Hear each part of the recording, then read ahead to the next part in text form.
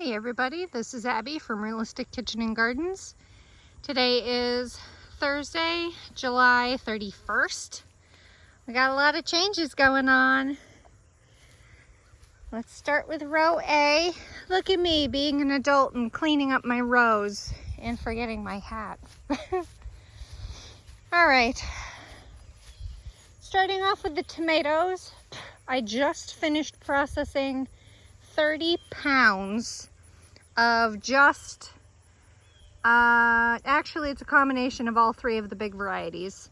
But Bartelli is productive up the wazoo. I haven't harvested anything today yet. You can see it's, we're getting there. So you can see lots and lots of fruits, and this is only 2 plants, which is why this is exactly why I don't like indeterminate plants. They just make a mess everywhere. Determinates, well, the way I planted them this year isn't showing any better, but like those are fully grown plants. They're all things considered nice, neat, and tidy. I mean, they're basically wedged between this cattle panel and these little cattle panelets. Technically, these things were sold as little like A-frame type things, but anyway, Bartelli's doing well. Supremo started ripening, and then I feel like it stopped with the extreme heat. Like yesterday was 90 degrees. Hopefully the heat's gonna break and they'll start ripening again. So that can happen. If it's really, really hot, they won't ripen. Or ripen very slowly. There's a little patch in here that's like what I would call pink. I mean, you can harvest them at that point, but you just got to give them a couple more days on the counter to finish ripening. And then here is Defiant, who is definitely my favorite this season. Knock on wood, good sized fruits. I really haven't had any cracking. No issues with blossom end rot. To be fair, we don't have a drought this year. Good sized fruit. The plants have been really healthy, really, really productive. I think I already have 43 pounds logged in the house. So this is the most I've had issues with blossom end rot. So it's like, it's not really a calcium issue, it's a water issue. And then the last is Bobcat, who is by far the largest fruits on, ooh, I didn't know squash bugs could jump. Goddamn things. These will bite fruits and give them little like pinprick, ugh. God, I hate the feeling of things squirming in my hand. They'll give them little pinprick bites as they suck sap like that. But that's the most they'll do. And I suppose if you don't have a disease resistant variety, I'm sure they'll give them something. Bobcat, by far the largest variety of indeterminate. This is what these plants do if they're not propped up. That's what they do when they are propped up. So prop up your determinates, excuse me. But like I'd say the average size, that's a big one. I'd say the average size is like this size on Bobcat. So pretty good. They're the last to ripen. New Yorker and Defiant were first. I've obviously torn out New Yorker a while ago. Then Supremo, and now Bobcat. Woo, the stem of New Yorker is coming back to haunt me, or bite me, whatever. Here's the patch from, this is the seeding of fennel, which needs to come up. This is what they call the board method. Since it's in the carrot family, I'll take that off when I am off video with you guys because I need both hands. I think I seeded 16 feet at roughly every 8 inches, I think. But since they're in the carrot family, they don't need light to germinate, but they need under 80 degrees and consistently moist. Those were not pelleted, so I'm actually really impressed. It's been maybe 10 days, something like that. And then here's the patch where Carla Rosa was I harvested that last night and also weeded at the same time. You'll see all the grass and stuff over there. I think it was like a 9-pound harvest, which for 17 plants was abysmal. I think allegedly the most productive variety, potato type, excuse me, is a gold potato compared to like reds and russets and purples and all that jazz. But so Eva gold potato is next on my list because I need this row for, I think it's broccoli, heading broccoli, I think. And then wherever that last stake was, right there, is my caribou russet, which I know is ready because I can't see any stems whatsoever. So, you know, Bartelli cherry climbing around.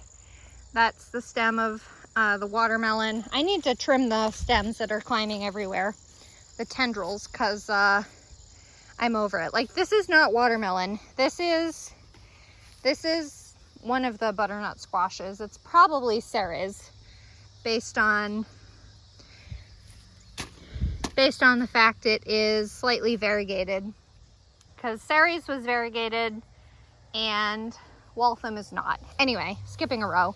I'm giving up on my celeriac, I guess, because the watermelon is climbing into it. Although it's doing pretty good, all things considered, for how little I've been doing for it and how compacted the soil is. It's doing okay. It definitely, so you see all these little tiny hairy roots in here? It means it wants more water, and I'm sure it's too compacted for it. So underneath all the tendrils of watermelon plant, these violas are still flowering. This is like the 3rd or 4th clutch of flowers it's doing. So cool beans. Haven't weeded for ages. The celery is still being eaten by something. I don't know what. This is Tango stock celery that I harvested, I think, four from. I could probably harvest that if I wanted. And then I think 2 of them were completely gone by the time I decided to harvest them. That one's been being eaten, I think, by a rabbit. I have culled one of my jalapeno plants because I don't need 15 gallons of jalapenos. I harvested like 1.5 quarts the other day. This is early, oop, I missed one apparently. This is early jalapeno from, I think it's Pine Tree Seeds, superseeds.com. Excellent varieties. Not a huge selection, but really good varieties for what they have. And then here's Burgundy okra.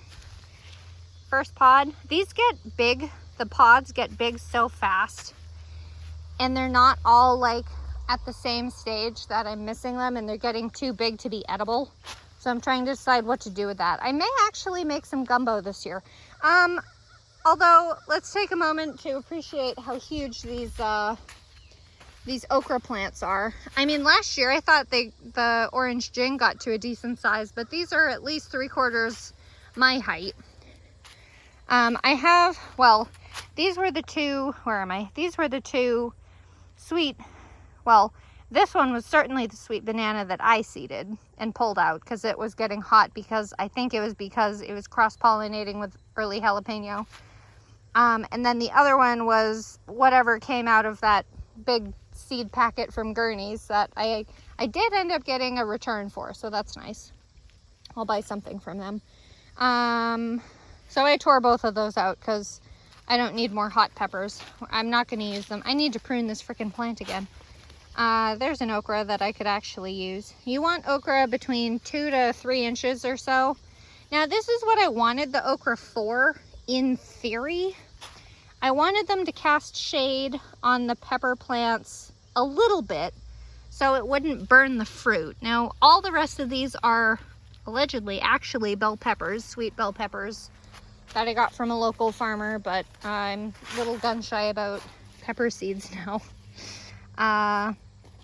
This one is decent. I like this amount of shading because pepper fruits can get really badly sun scalded like I had last year. But last year was nothing compared to this year. It was like two different planets, trying to grow food on two different planets from last year to this year.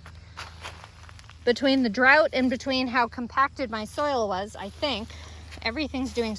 Ooh, look, my shoe. I was wondering where that was. I'll stick that there so I can actually see it. I forgot it outside last night. I don't know what I was on about. Lost my train of thought. So we'll see if I get any sweet peppers this year. I've kind of given up on it. Okra, size-wise, is doing great. Here's that one weird plant. The snack, I can't. The one weird snack pepper plant. Ooh, look at that flesh all ripening at the same time. I don't know if these are hot or sweet. I can only assume they're sweet, or supposed to be sweet. And then my two Thai chili peppers that I probably won't use either. I should have brought my cat outside. We're just gonna look at this row from here because the path is impassable down there. Cucumbers have been culled for a while, except for summer dance, so I still have some kind of cucumber incoming. Summer dance is now up to, I think, 60 some pounds, and there's a bunch more in there waiting for me. I didn't harvest yesterday. I got involved with the potatoes. I do want to show you these cantaloupes, if I can find myself a place to walk over there. Emerald Towers basil, looking great. Oh, I forgot I mowed in between here. It is passable. Look at me go. I'm gonna have watermelons, cantaloupes up the wazoo. This is Hannah's Choice cantaloupe. This looks different. Why does this look different? These vines look different to me. Did something fall? Ooh, are you ready? No, okay. Allegedly, cantaloupes are ready when they slip off the vine. Are you off the vine? No, fine. Anyway, I got more cantaloupes and I'm gonna know what to do with, so we'll see how that goes. I've seen people treat them basically like peaches. Doing a sweet pickle, jam and jelly, sauce. I don't know, we're gonna have to see about that one. I usually just like to eat cantaloupe as is, but yeah, I basically said I'm sick of tripping on all this and I just mowed it down. That's technically the other side. Watermelons are doing pretty good. I'm just waiting for bugs. I'm just waiting for them to finish ripening. I don't know what I just heard. I heard something. Here are some, what I assume is Ceres butternut squash coming over. Nope, that's Waltham, because that's, whew, the size of that leaf, man. It's not variegated, so this one must be Waltham. But there's one watermelon that is, you can't see it, but it is in a stocking that's holding, and I'm waiting allegedly for watermelon. I don't know if you can see this. Allegedly for watermelons, you want to follow the stem off the fruit and then look for the nearest curlicue, and when it turns brown is when they're ready. And this is the first year I'm having watermelons do anything decent, so we're gonna have to see how it goes. There's one more there in a sling. Two different slings, actually. It has a sock on it and it has the stockinette. Oh, look, another little watermelon coming. That's a funny shaped one. That one may want more water. And then here's my big boy, who's basically filling out this thing. There's this curlicue that's dry, but I don't know which one's supposed to be the closest. I assume it would be the one at the nearest junction, and that's a junction and a half away. I don't know. Catnip I severed down 2 weeks ago now, and it's already coming up with pups as it does. I need to do the same thing with lemon balm. It's starting to flower out and it's this huge shrubbery. I need to cut it down so that it doesn't turn into a shrub for next year.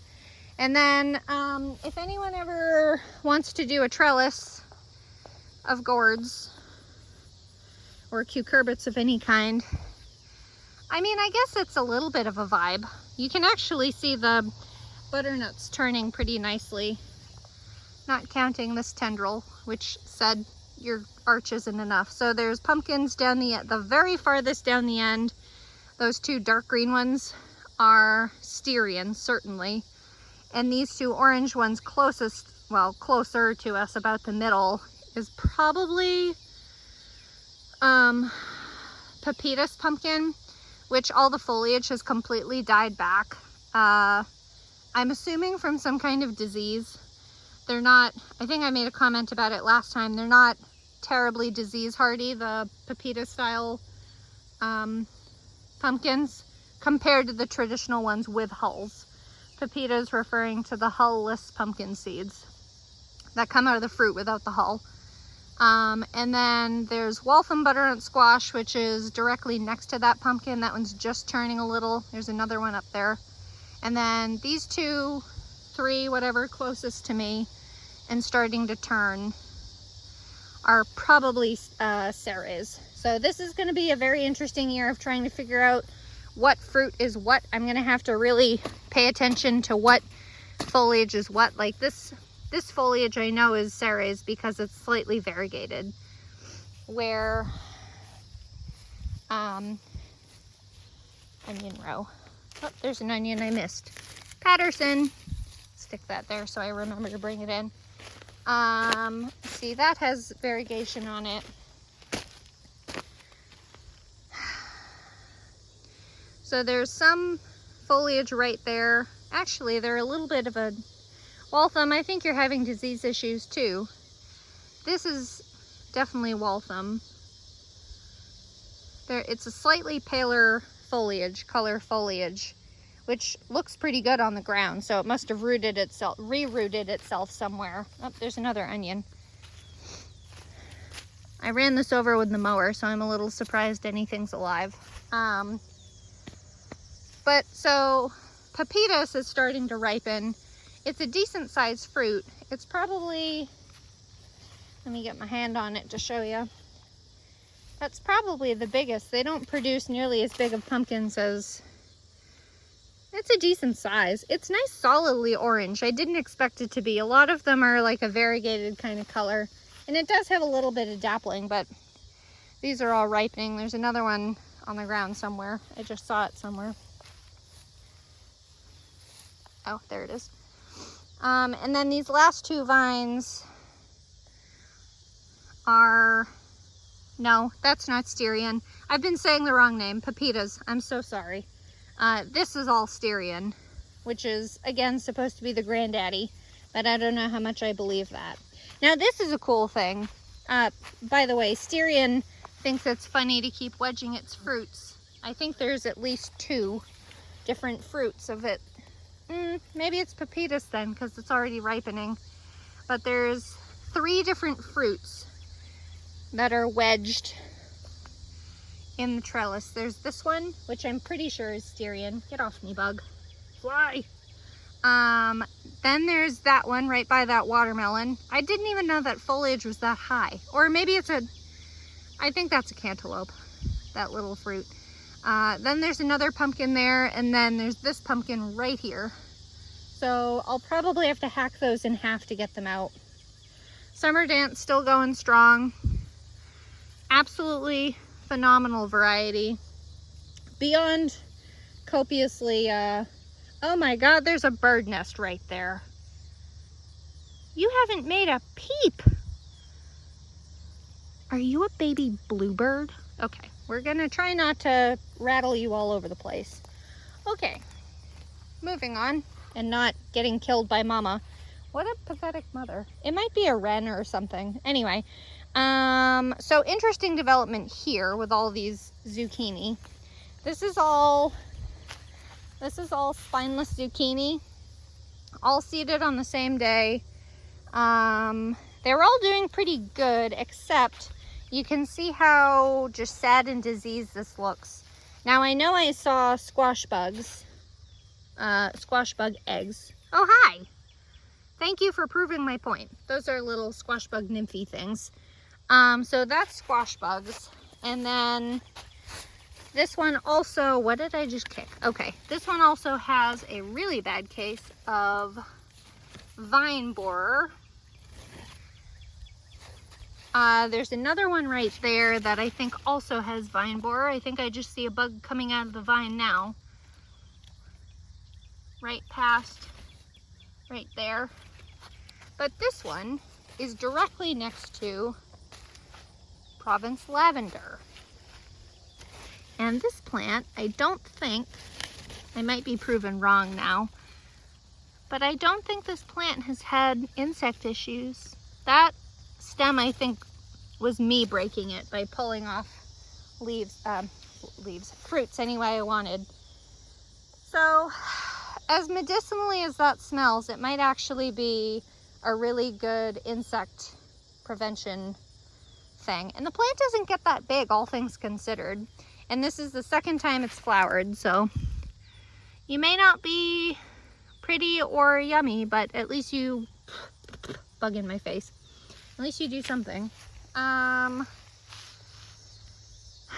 to remember what order they're in.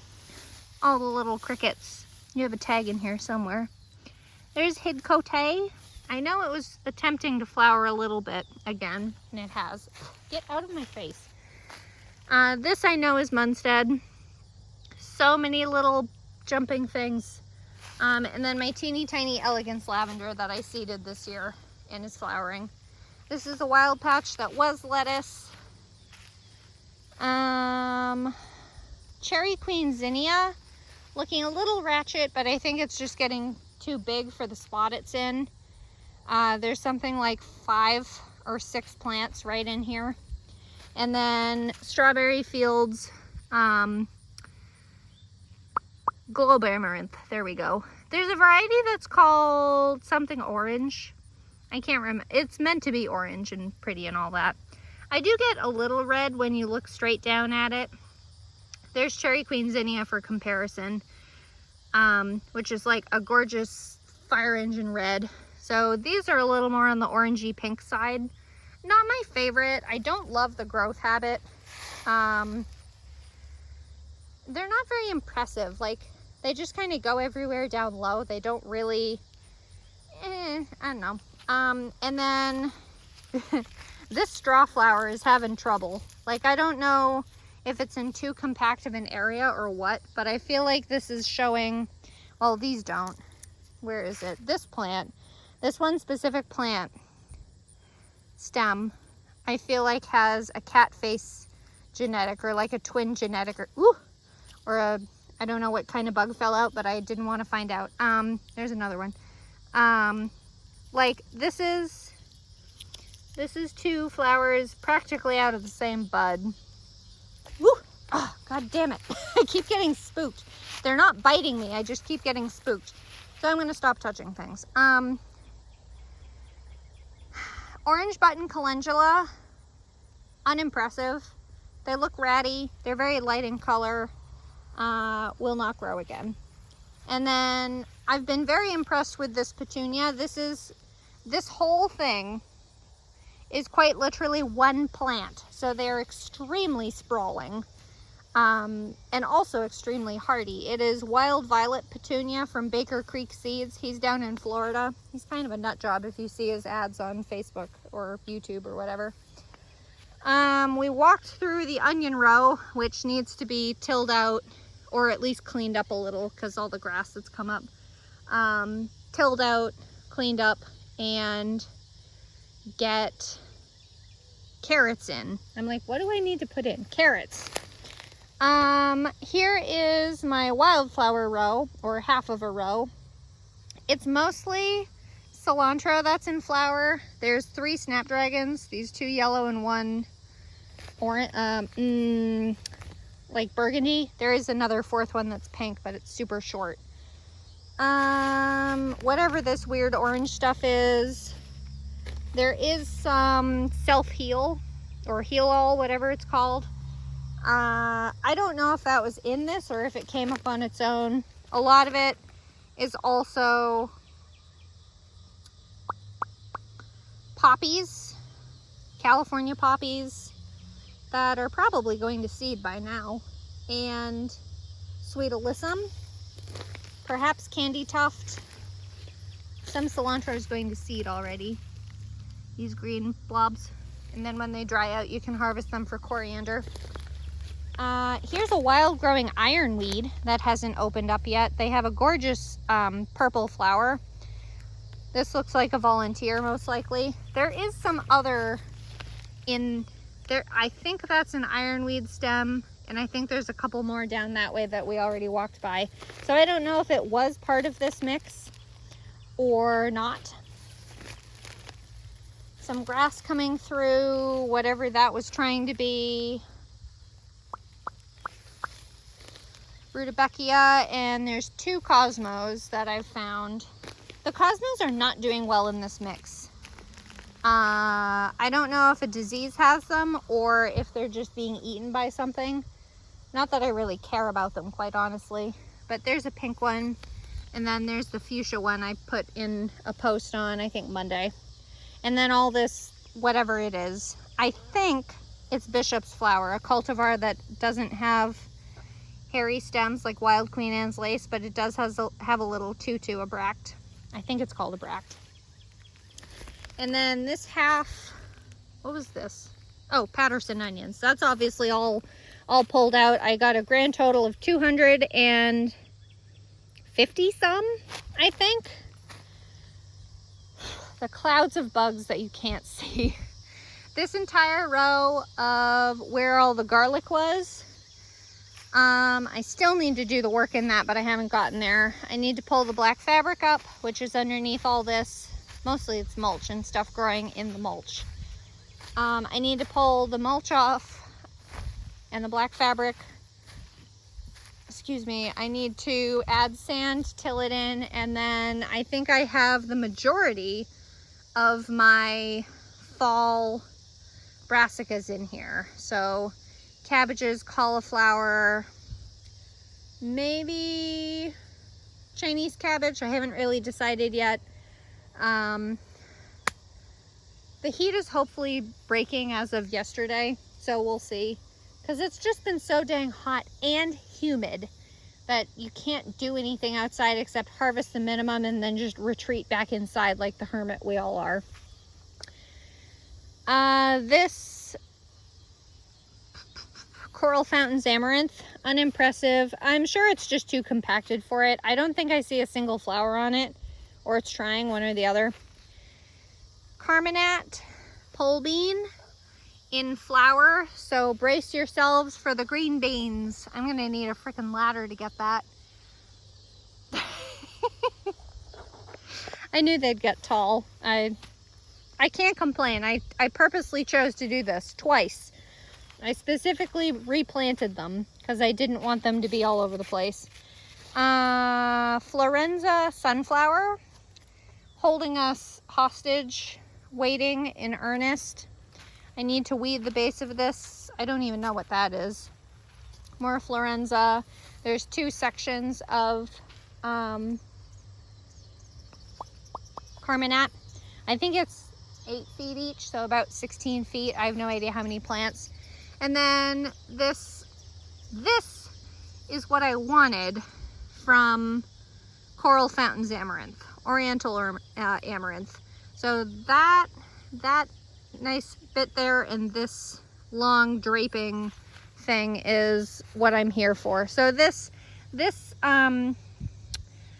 you know the stuff you see in stores for pet birds, it could be amaranth or it could be millet. It's a very similar plant. Well, the seed looks very similar. Millet is a lot larger than amaranth. Yep, I found a bug in that. I'm trying to find seed for you, but I don't think it really has any. It could be sterile for all I know. I have no idea. But I expect the goldfinches will love this when it finally dries and goes to seed. I know some florists will use it in bouquets, but that's staying right there. I mean, this one frond is probably 2 feet long on its own, so that's staying there. In this section is Champion of England shelling pea, which I seeded from the stuff that I grew last year. There's not many. I didn't try very hard. I'm more interested in getting Florenza at this point. Like, I miss Florenza. I didn't grow it last year at all, and I really missed it. So And then there's Bonanza Mix Marigold. I love marigolds. One of those things that, ooh, look at that pretty variety. I'm gonna get some of those. Ooh, look at that pretty variety. I'm gonna get some of those. So that's my weakness. And then Oriental Yardlong Bean is starting to flower and fruit. That looks like an alien thing, but I think these are the like neonatal things. The flowers, I think the flowers are quite ugly, personally. They're like these great big, they almost look like paddles or like the tail of something or something like that. They're huge. They're very boring too. They're surprisingly closed up. These Oriental Yardlong beans are from Mary's Heirloom Seeds. I think she's out of Texas. So I have no idea what their disease resistance is like or pest issues with them. I really don't know. I've really only grown true pole beans before, green beans. So look at all the branches on this Florenza sunflower. That's the second one. But look at all the branches on them. When you finally open, ma'am, you're gonna blow us all away. I just need to be patient. This one's probably the most open one. But this is what I like about Florenza. Like, this is how big they're supposed to get. They're a nice dwarf size sunflower that is really, really impressive, and I've always enjoyed how uniform it is. You'll see when it flowers. Here's the last Coral Fountains Amaranth. This one is the one that's trying to crawl away with its weird legs that it grew. I cut most of this plant off, trying to keep it as upright as I can, but I'm obviously failing brilliantly. And then here's all the Virginia peanuts. I have not given a single care to these plants. I probably should have weeded this patch really well before they got too established.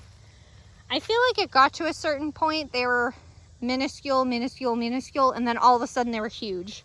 But they were all weedy by then, and I just didn't. We'll see. I'll dig them in October anyway. We'll see what happens.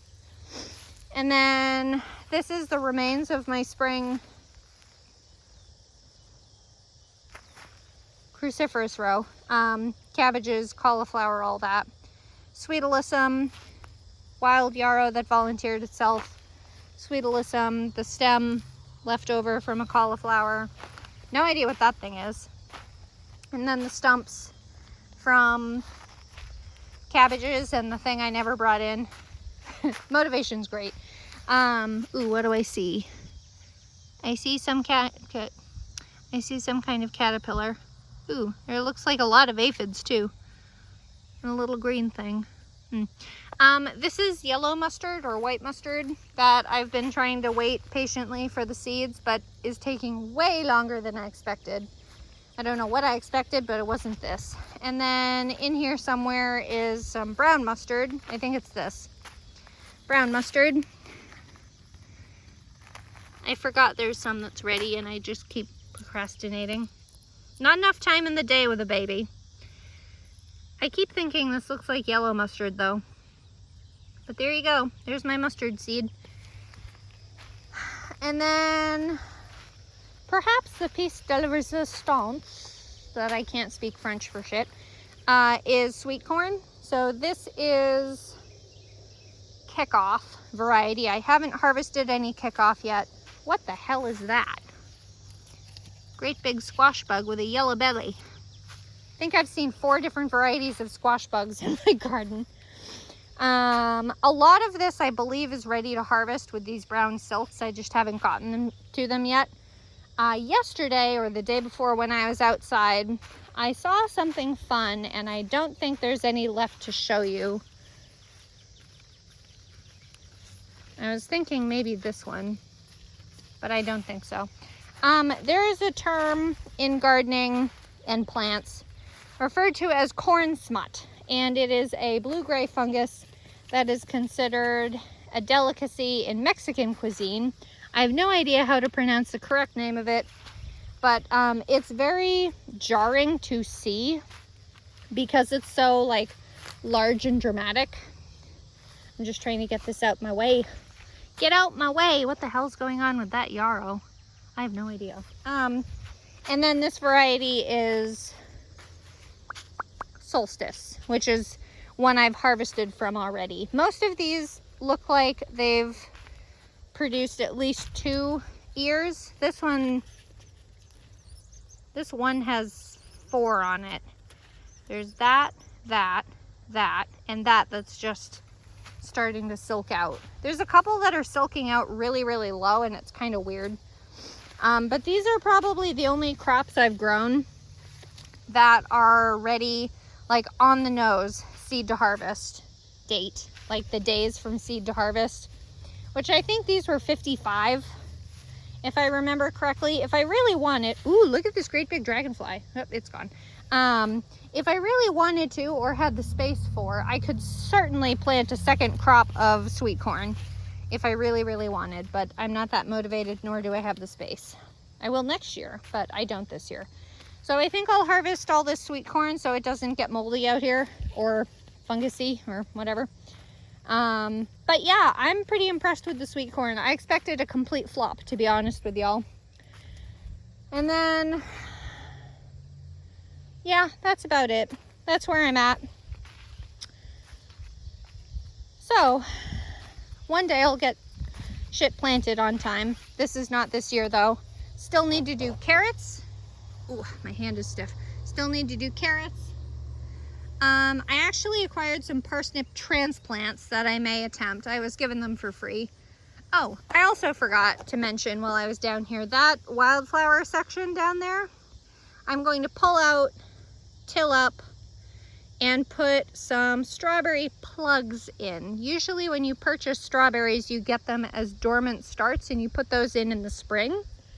But these plugs are live plants that you put in the fall. Mine are coming mid-August. And then, because I'll definitely have that area prepped by then, right? And then they should produce really well the following year. That's how a strawberry farm does it around me. They get plants, they overwinter them, and then the following spring they have a really, really good harvest. So we'll see. The variety I'm going to try is called Everglow. No, Flavorfest. Where did Everglow come from? Flavorfest, which I believe is a June bearing. So that'll be a good experiment. It'll be right about 30 feet, so that'll be nice. Still need to get carrots in, still need to transplant all of my brassicas, cabbages, Brussels sprouts, broccoli, sprouting broccoli. I need to direct sow cauliflower, collards. There's something else. Chinese cabbage if I want it. So I still got my work cut out for me, assuming I have the energy. Or I just say, screw it, and I'm gonna just handle what I got. The sprouting broccoli is gonna go in the spring brassica section over there. And then most of the other is gonna go in here or in the potato row. I can't remember now. One day I'll memorize that too. Anyway, if you like this kind of stuff, please like, comment, and subscribe for more. Questions, comment happily. I'm glad to answer any questions if I forget to address it, but I try to spew as much information as I can think of at the time to prevent the need for questions. And like my Facebook page, Realistic Kitchen and Gardens, for the most up-to-date shenanigans I manage. Okay, thanks. Bye.